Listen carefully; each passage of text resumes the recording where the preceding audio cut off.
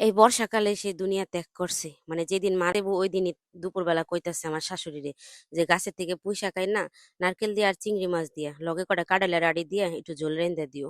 তা আমার শাশুড়ি লগে, লগে দৌড়ায় গেছে। যাইয়া গাছের থেকে পুঁইশাক কাইট্টা আইন্না হ্যাঁ, নারকেল বাটছে, চিংড়ি মাছ কুটছে, পুঁইশাক কাইট্টা কুইট্টা রেডি করছে। ওই মুহূর্তেই আমার শ্বশুর অসুস্থ হয়ে গেছে গা। তারে দৌড়াদৌড়ি কইরা মেডিকেলে নেওয়া হইছে। কিন্তু ওই যে সে দুপুরবেলা মেডিকেলে গেছে। আর ঘরে ঢুকতে পারে নাই। তার ঘর হয়ে গেছে খালপাড়ে। সে আমাগো দুনিয়ার মায়া ত্যাগ করে চিরদিনের লিগা বিদায় নিছে। কার শাক কে খায়? যেমন শাক হেমনই রইছে। আমার শাশুড়ি তো সুন্দর করে তার পছন্দ মতো নারকেল দিয়ে কাঁঠালের বিচি দিয়া রাইন্দা থুইছে। কিন্তু ওই শাক অমনিই রইছে। কারো মুখে যায় নাই। কারণ আমার শ্বশুরের অনেক ইচ্ছা ছিল। আর এর খুব পছন্দের ছিল এই তরকারিটা। এ মাঝে মধ্যেই খাইতো।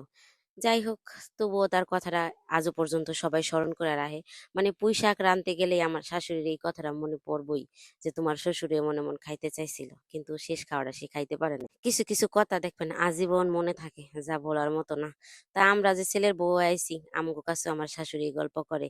আর এই পুঁইশাক রান্না করলেও তার চোখের পানি পড়া যায়, কারণ ওই যে তার স্বামীর কথা মনে পড়া যায়।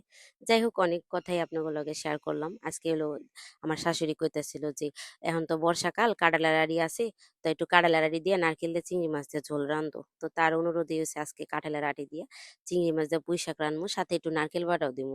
আমার শাশুড়ি কিন্তু রান্না বাড়া করতে পারে না, কিন্তু এমনি কইতে পারে, খাইতে পারে। হয়তো অনেকটাই অসুস্থ।